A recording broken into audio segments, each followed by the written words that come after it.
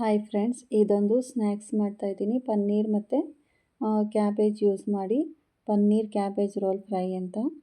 ಇದು ತುಂಬಾ ಚೆನ್ನಾಗಿರುತ್ತೆ. ಮಕ್ಕಳಿಗೆ ಸಮ್ಮರ್ ಟೈಮಲ್ಲಿ ಮನೆಯಲ್ಲಿ ಸ್ನ್ಯಾಕ್ಸ್ ಮಾಡಿಕೊಡ್ಬೋದು. ಹೇಗೆ ಮಾಡೋದು ಅಂತ ಇವತ್ತು ತೋರಿಸ್ತಾ ಇದ್ದೀನಿ. ಕ್ಯಾಬೇಜ್ ತರಕಾರಿ ಎಲ್ಲ ಇದರಲ್ಲಿ ಕ್ಯಾರೆಟು ಕ್ಯಾಬೇಜ್ ಎಲ್ಲ ಯೂಸ್ ಮಾಡೋದ್ರಿಂದ ಹೆಲ್ದಿ ಕೂಡ ಚೆನ್ನಾಗಿರುತ್ತೆ. ಒಂದ್ಸಲ ಹೇಗೆ ಮಾಡೋದು ಅಂತ ತೋರಿಸ್ತೀನಿ.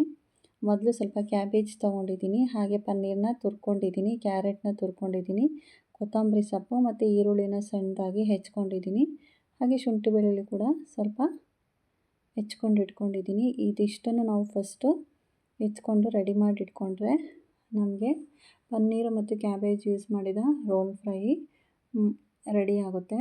ಮೊದಲು ನಾವು ಕ್ಯಾಬೇಜ್ ಎಲೆಗಳನ್ನ ಬೇಯಿಸ್ಕೊಬೇಕು. ನೋಡಿ, ಕ್ಯಾಬೇಜಿಂದ ಎಲೆಗಳಿರುತ್ತಲ್ಲ, ಒಂದೊಂದೇ ಅದನ್ನು ತೆಗೆದಿಷ್ಟು ದೊಡ್ಡದಾಗಿ ತೆಗೆದಿಟ್ಕೊಂಡು ಅದನ್ನು ಸ್ವಲ್ಪ ನೀರು ಕಾಯಿಸ್ಬಿಟ್ಟು ಸ್ವಲ್ಪ ಸಾಲ್ಟ್ ಹಾಕಿದನ್ನು ಮೊದಲು ಇದನ್ನು ಬೇಯಿಸ್ಕೊಬೇಕು. ನಾವು ಕ್ಯಾಬೇಜಿಂದ ಈ ಒಂದೊಂದೇ ಲೇಯರ್ನ ತೆಗೆದಿಟ್ಕೊಂಡು ಈ ರೀತಿ ಇದನ್ನು ಮೊದಲು ನಾವು ಬೇಯಿಸೋಕೆ ಇಟ್ಬಿಡಬೇಕು. ಒಂದು 15 ಮಿನಿಟ್ಸ್ ಇಟ್ಟರೆ ನೀಟಾಗಿ ಅದೆಲ್ಲ ಬೇಯ್ಕೊಳ್ಳುತ್ತೆ.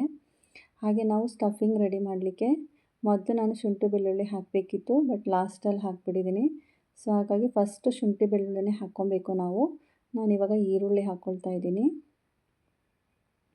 ಶುಂಠಿ ಬೆಳ್ಳುಳ್ಳಿ ಫ್ರೈ ಆದಮೇಲೆ ನಾವು ಈರುಳ್ಳಿ ಹಾಕ್ಕೊಬೇಕು. ಅದಾದಮೇಲೆ ಕ್ಯಾಬೇಜ್ ಹಾಕ್ಕೊಳ್ತಾ ಇದ್ದೀನಿ. ಪನ್ನೀರನ್ನ ನಾವು ಲಾಸ್ಟಿಗೆ ಹಾಕ್ಕೊಬೇಕು. ಇದೆರಡೂ ಫಸ್ಟು ನೀಟಾಗಿ ಆಯಿಲಲ್ಲಿ ಫ್ರೈ ಮಾಡ್ಕೊಬೇಕು. ಆಯಿಲು ಸ್ವಲ್ಪ ಕಡಿಮೆನೇ ಹಾಕ್ಕೊಂಡಿರಬೇಕು. ಯಾವಾಗಲೂ ಸ್ಟಫಿಂಗ್ ಮಾಡಬೇಕಂದ್ರೆ ಜಾಸ್ತಿ ಆಯಿಲ್ ಯೂಸ್ ಮಾಡಬಾರ್ದು. ಈಗ ಸ್ವಲ್ಪ ಸಾಲ್ಟ್ ಹಾಕ್ತಾಯಿದ್ದೀನಿ, ಅದು ಬೇಗ ಫ್ರೈ ಆಗಲಿ ಅಂತ.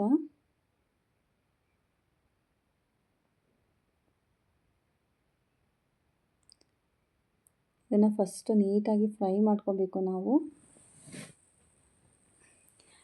ಇದೊಂಥರ ಸ್ಪೆಷಲ್ ಟೇಸ್ಟ್ ಕೊಡುತ್ತೆ ನಮಗೆ, ಸ್ಪೆಷಲ್ ಡಿಶ್ ಆಗಿರುತ್ತೆ. ನೋಡಿ, ಇವಾಗ ಶುಂಠಿ ಬೆಳ್ಳುಳ್ಳಿ ಹಾಕ್ಕೊಳ್ತಾ ಇದ್ದೀನಿ. ನಾನು ಮರ್ತ್ಕೊಂಡಿದ್ದೆ, ಫಸ್ಟಿಗೆ ಶುಂಠಿ ಬೆಳ್ಳುಳ್ಳಿನ ನಾವು ಹಾಕಿ ಫ್ರೈ ಮಾಡಿ ನಂತರ ಈರುಳ್ಳಿ ಮತ್ತು ಕ್ಯಾಬೇಜ್ ಹಾಕಿ ಫ್ರೈ ಮಾಡ್ಕೊಂಬಿಡಬೇಕು. ಸ್ವಲ್ಪ ಫ್ರೈ ಆದಮೇಲೆ ನೀಟಾಗಿ ಹಸಿ ವಾಸನೆ ಹೋಗಬೇಕು, ಅಲ್ಲಿವರೆಗೂ ಈರುಳ್ಳಿ ಮತ್ತು ಕ್ಯಾಬೇಜ್ನ ಆಯಿಲಲ್ಲೇ ನೀಟಾಗಿ ಈ ರೀತಿ ಬೇಯಿಸ್ಕೊಬೇಕು. ಇದನ್ನು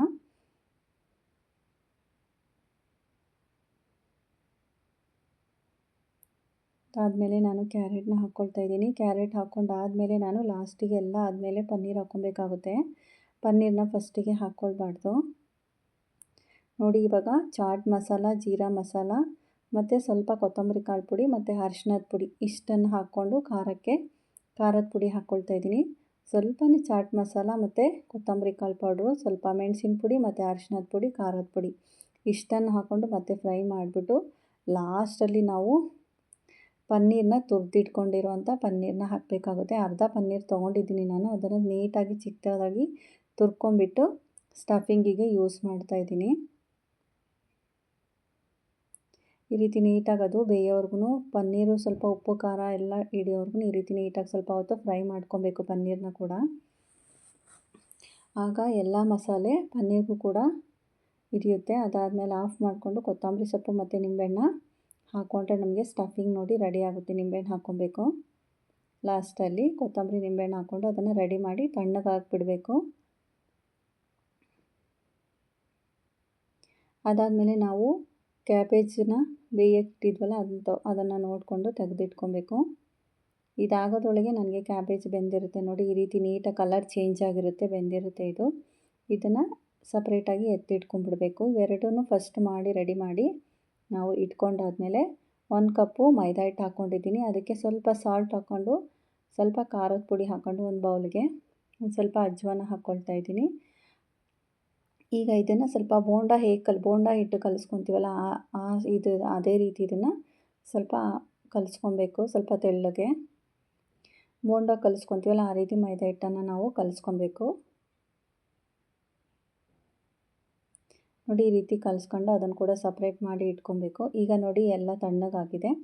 ಎಲೆನೇ ತೊಗೊಂಬಿಟ್ಟು ಈ ರೀತಿ ಸ್ವಲ್ಪ ಎಷ್ಟು ಬೇಕೋ ಅಷ್ಟು ಚೆನ್ನಾಗಿ ತೊಗೊಂಡು ಸ್ವಲ್ಪ ಸ್ಟಫಿಂಗ್ನ ಈ ರೀತಿ ರೌಂಡ್ ಮಾಡಿಕೊಂಡು ಈ ರೀತಿ ಇಟ್ಬಿಟ್ಟು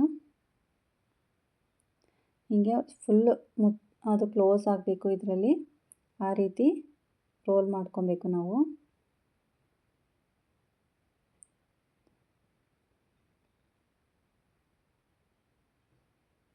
ನಿಮಗೆ ಎಷ್ಟು ದೊಡ್ಡದು ಬೇಕೋ ಎಷ್ಟು ಚಿಕ್ಕದು ಬೇಕೋ ಆ ರೀತಿ ಮಾಡ್ಕೊಬೋದು.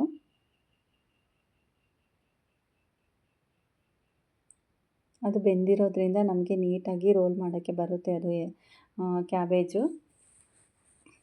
ಇದೊಂಥರ ತುಂಬಾ ಡಿಫ್ರೆಂಟ್ ಟೇಸ್ಟ್ ಇರುತ್ತೆ. ಮಕ್ಳಿಗೆ ಮಾತ್ರ ತುಂಬಾ ಇಷ್ಟ ಆಗಿಬಿಡುತ್ತೆ. ಒಂದು ಸಲ ಮನೇಲಿ ಮಕ್ಕಳಿಗೆ ಮಾಡಿಕೊಡಿ ಅಥವಾ ದೊಡ್ಡವ್ರಿಗೂ ಕೂಡ ಮಾಡಿಕೊಡಿ. ಹೊರಗಡೆ ತಿನ್ನೋದಕ್ಕಿಂತ ಮನೆಯಲ್ಲೇ ನಾವು ಮಾಡಿದರೆ ಚೆನ್ನಾಗಿರುತ್ತೆ. ನೋಡಿ ಈ ರೀತಿ ಎಲ್ಲ ರೆಡಿ ಮಾಡಿಟ್ಕೊಂಡು ಎಣ್ಣೆ ಕಾದಾದ್ಮೇಲೆ ಡೀಪ್ ಫ್ರೈ ಮಾಡಬೇಕು. ನೋಡಿ ಇದು ಮೈದಾ ಹಿಟ್ಟನ್ನ ಬೋಂಡ ಹಿಟ್ಟು ಕಲಿಸ್ಕೊಂಡಿದ್ವಲ್ಲ ಅದರಲ್ಲಿ ಒಂದು ಸಲ ಈ ರೀತಿ ಮಾಡಿ ಆಯಿಲಲ್ಲಿ ಫ್ರೈ ಮಾಡಬೇಕು. ಮತ್ತು ನಿಧಾನಕ್ಕೆ ಮಾಡಬೇಕು. ಒಳಗಡೆ ಎಲ್ಲದು ಬೆಂದಿರೋದೇ ಆಗಿರೋದ್ರಿಂದ ನಮಗೆ ಮೇಲ್ಗಡೆ ಕೋಟಿಂಗ್ ಮಾತ್ರ ಬೆಂದರೆ ಸಾಕು. ಹಾಗಾಗಿ ಮೀಡಿಯಮ್ ಫ್ಲೇಮಲ್ಲೇ ನಾವು ಇದನ್ನು ನೀಟಾಗಿ ಕ್ರಿಸ್ಪಿ ಆಗೋವರೆಗೂ ಇದನ್ನು ಡೀಪ್ ಫ್ರೈ ಮಾಡ್ಕೊಬೇಕು.